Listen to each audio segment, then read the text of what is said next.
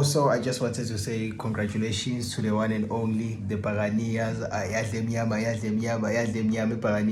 They're all the way to a final available. I couldn't actually watch the match because of this thing, but congratulations to them. And as I said, this is available, which like I'm expecting them to take a lot of things. I'm expecting them first of all to take a league available, because if like you're a big team, you have to take a league or a CAF competition available. But unfortunately, to CAF competition, they can't focus more Goyo anymore.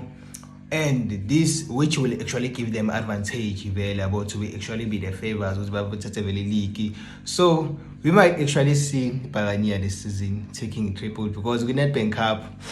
Nah, man, my team has to defend it, unfortunately. But like, I'm seeing them taking like 3 cups this season. They're gonna be obvious. They're gonna take this Cutting Plague Label Cup.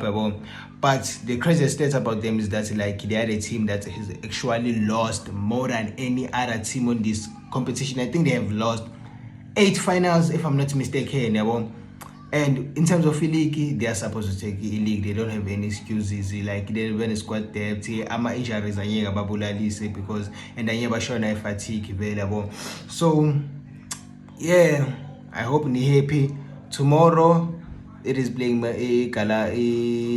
Golden Arrows. I think Nikalanzi. Mangoba Mnati is cooking. So definitely Mangoba Mnati is gonna be on the final. So yeah, thank you.